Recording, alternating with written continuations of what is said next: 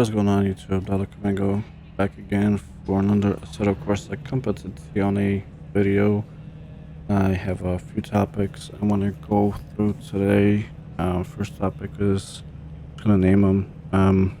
This chaotic race you guys are about to watch, and no low fuel motorsports, and not the issues that I have with it, but some of the things I would want to see changed.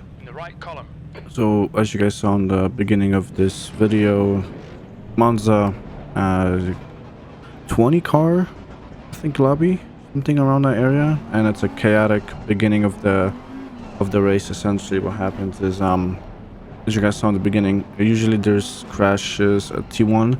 You know, you have a lot of top speed, you're coming into T1, and then it's a big breaking point, cold tires, cold brakes. People either brake too late, or the person in front of you brakes early and the person behind you brakes later, and then you're in the middle of a sandwich and you get, you know, fucked. But in this point, essentially it happened on the straight, which is, I think, unusual. There's a BMW or a Mercedes on the left side that gets in the grass. He gets a bit, you know, squirmy a bit, and he takes out another Mercedes or a BMW. A BMW shoots right in front of me. I think it's netcode related, but I think I touched him. I'm not sure, 100% sure. I think it was netcode. I'm using the Audi R8 here as I'm testing out different cars, and also a different layout system. I forgot what it's like, Armadillo. I forgot what, I can't pronounce it. I'll have an annotation on the screen how it's pronounced. It's a really cool overlay system. I always used race labs, but one of the things that was kind of not missing, but the thing I wanted to have more information about was sector times. What you guys see at the top left, we have, you know, your time, your last lap, your best lap, your predicted, and then you have your sector times, and then also your position and your laps. And then you have a little tire gauge similar to what comes in the Assetto Corsa, but instead of, I feel like that one's bulky, this one is perfect. In my eyesight. You have, you know, your tire temperatures, your tire wear, your brake temperatures, and then your PSIs, of course. The wear on the tires, you know, I know in real life racing that's kind of not realistic, because you don't really know where the tires are. You can feel them out, but you don't know how worn they are. I mean, you know, maybe you have like an engineer that can, maybe you have some sensors on the car. I'm not sure how that actually works in real life, but maybe there's some sensors and they tell you how worn the tires are. I'm not sure. But, and then you have the tachometer on the right side of that, a little cleaner. I don't like having a big gauge on my car. It just takes up a lot of real estate on the screen. I like this, how it's in one little corner. It's not too big. You can see your gear, your RPM, your shift point, you know, your top speed. You have your fuel, TC, ABS, all of that fun stuff in there as well. And at the bottom of that we have a fuel gauge. As crew chief tells me I have little fuel left, which scared the hell out of me in the race, because I overfilled the car by 2 or 3 laps, and crew chief kept telling me throughout the race that I have low fuel, which was amazing and funny because crew chief always messes up. But yeah, there's a fuel gauge. It tells you, like, you know, you predicted you used, but it's a bit more detailed than the game. Instead of, like, in the game it will tell you. I had both of them on simultaneous just to compare, and sometimes the race one, the game one, would be like you have 3 laps remaining, but the additional one would tell you you have like 3.5 laps remaining, which I think is a little cool. You get a little more, you know, a little more detail, instead of having, you know, instead of being worried that you have 2 or 3 laps left, you can, you know, have that 0.5 or whatever left. But it also gives you this little graph, which, I mean, you can't really see it when you're racing because I have it so small. I just have it in the corner of my eye where I could see those predicted fuel consumptions and whatnot. But maybe, you know, if you had like a bigger monitor, you can have it a lot bigger, and you can see the graph. It kind of, as you're more on the gas heavy, it kind of brings itself down, and it tells you how much you're saving, I guess. When you let off, it kind of goes up, and the number goes up too, which is like fuel saving, I guess. But pretty cool little gizmo. Like I said, I always use race labs.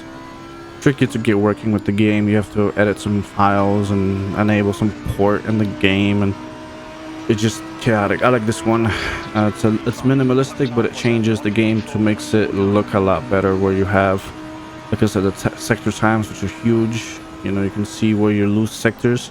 So I'm not sure if it shows here. It probably will show, like if I spin out in sector 1 or 2, it will show me like the sector 1, 2 or 2 is going to be like red. So it tells you, hey, you lost time in sector 2 or sector 1, which is pretty cool.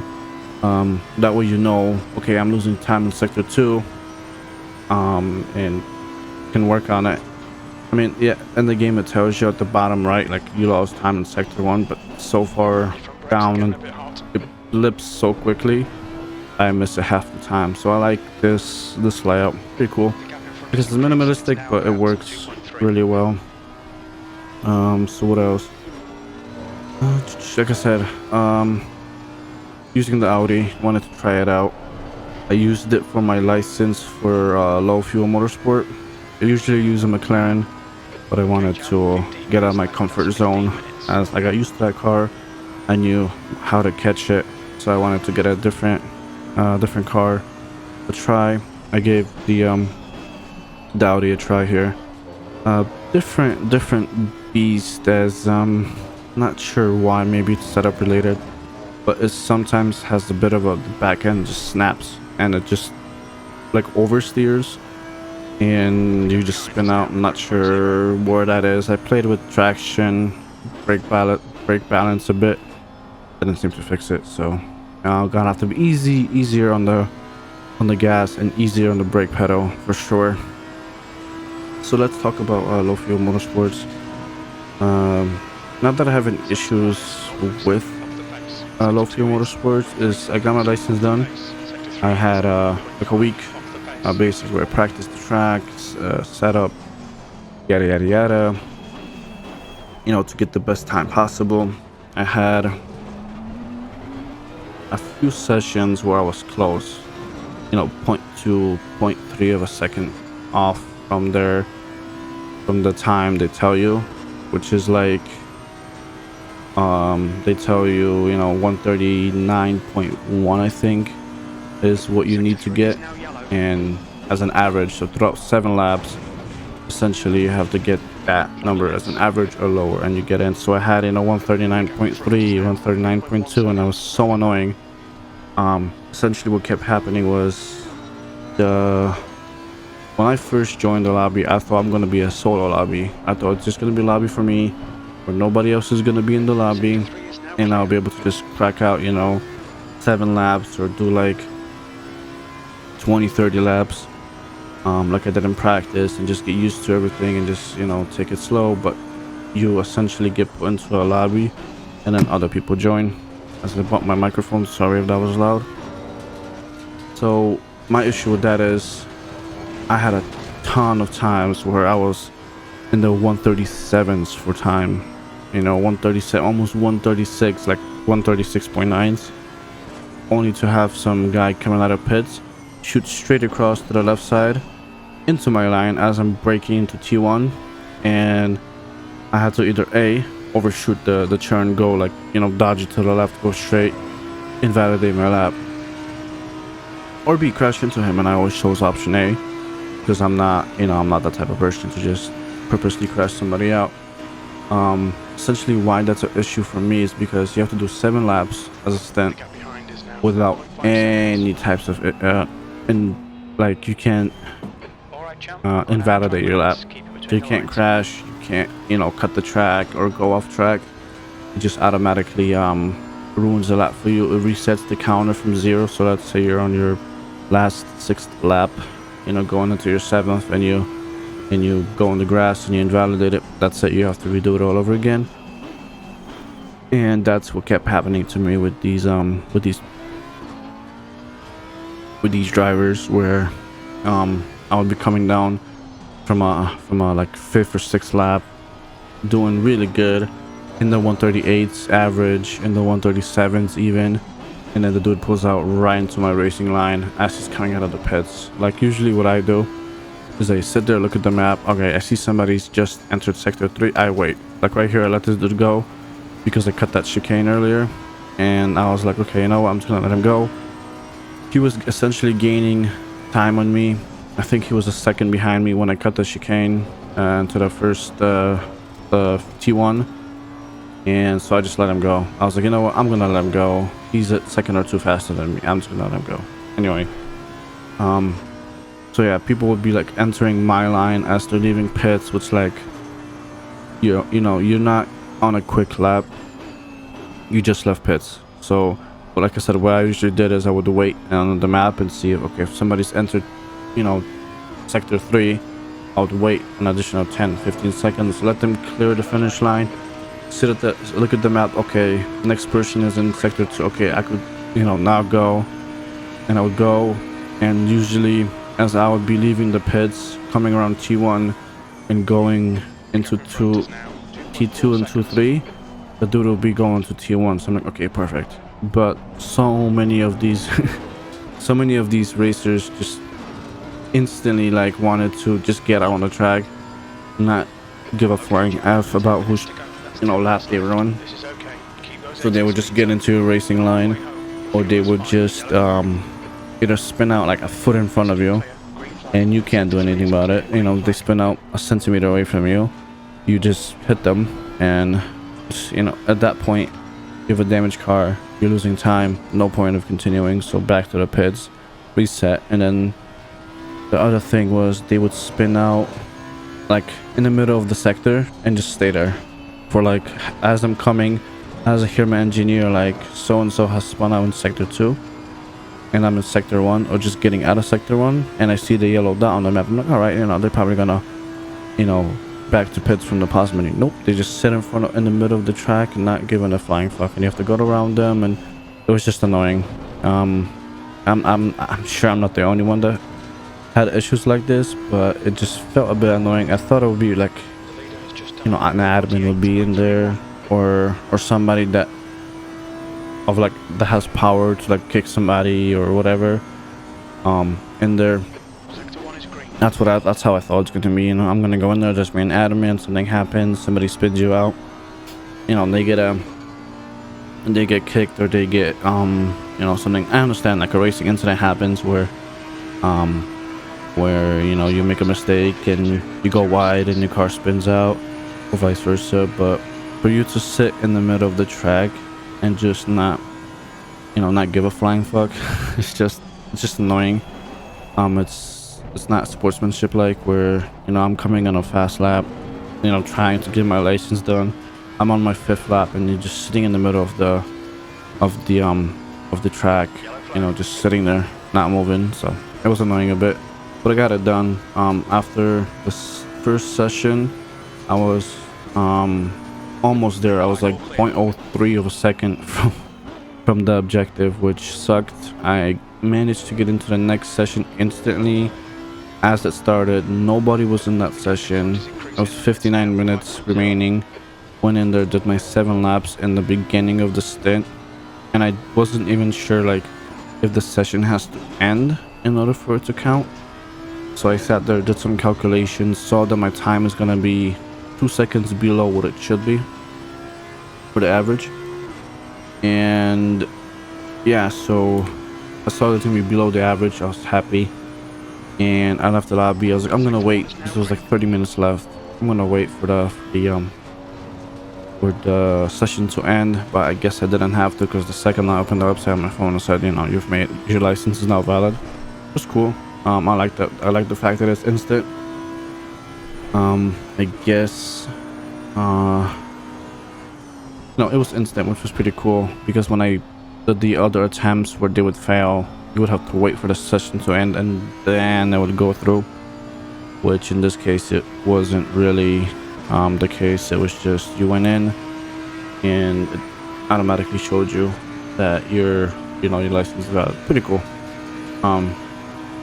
So yeah, I wish that they could have some way of monitoring those lap times, because I guarantee I'm not the only one that had people that didn't know what they were doing and, you know, being a nuisance out there.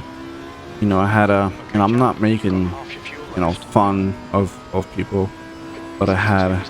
I was in a lobby where somebody was like 145s, and for me it's like, if you're doing those times, get into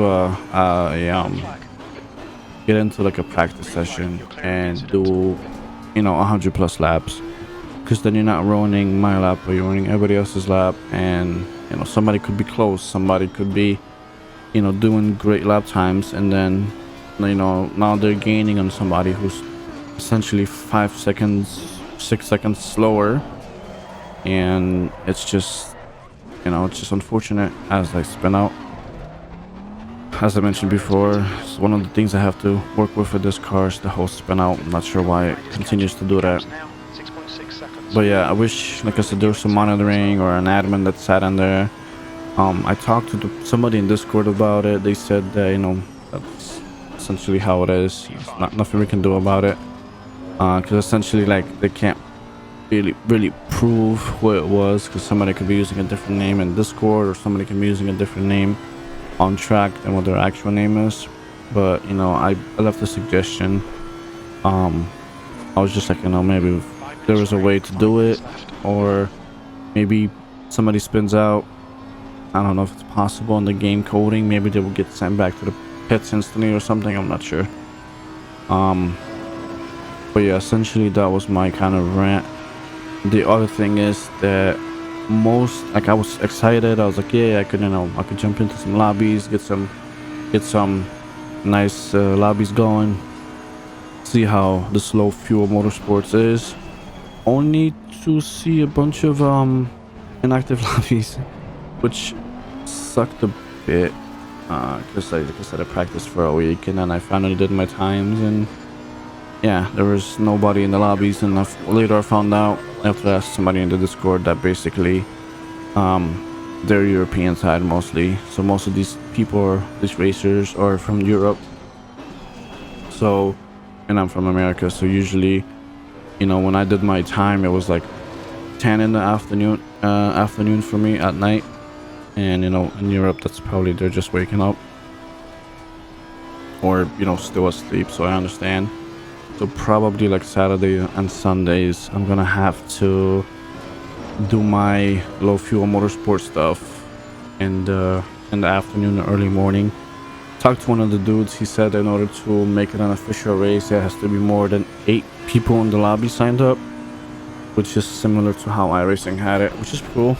But same time, it would kind of suck if it was like 5 or 6 people in there and it doesn't count as an official race and you do good, and then you have a race after that's like 10 cars and you do terrible. So yeah, we'll see how that is. I'll probably get some videos of it this upcoming weekend, as I work night shifts, and by the time I come home, I don't think nobody's gonna be online anyway.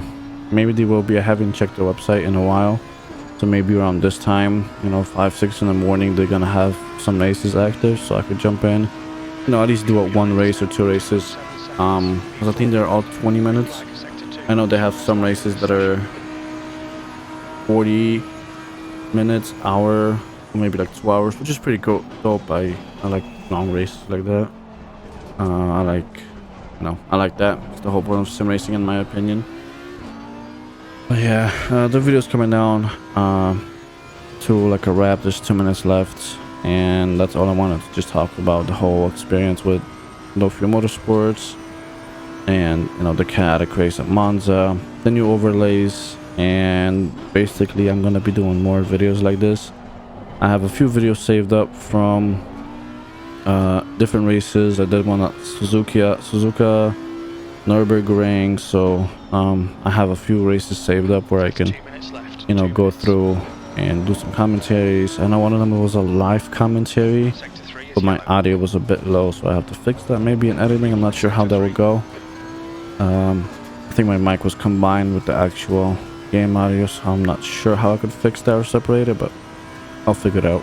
So I'm gonna leave you guys with the final minute and a half here of my mistakes and my fuck ups as it happens. So if you enjoyed the video, hit the like button. If you disliked it, hit the dislike button. Tell me what you disliked about it. Hopefully you guys subscribe and enjoyed the video and my commentary. I was like, I suck. I'm not as bad at it streaming, but when I'm trying to do a commentary, I'm terrible at it. Not sure. So hope you guys have a good day, and I'll see you in the next one. Peace.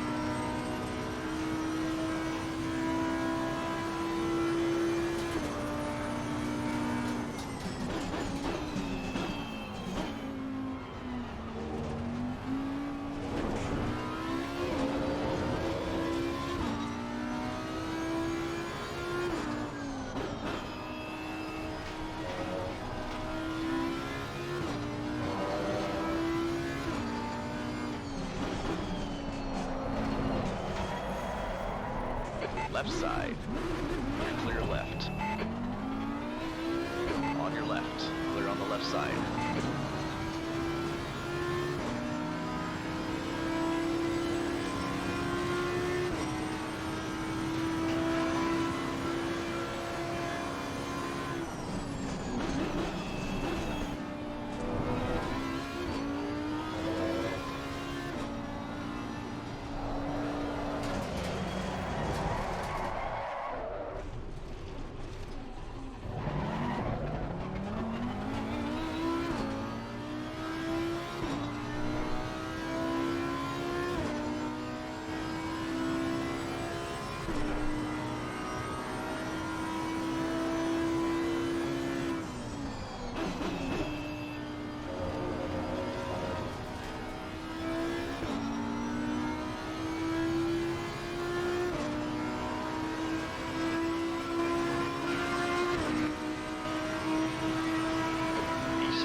That's the end of the race. Never mind.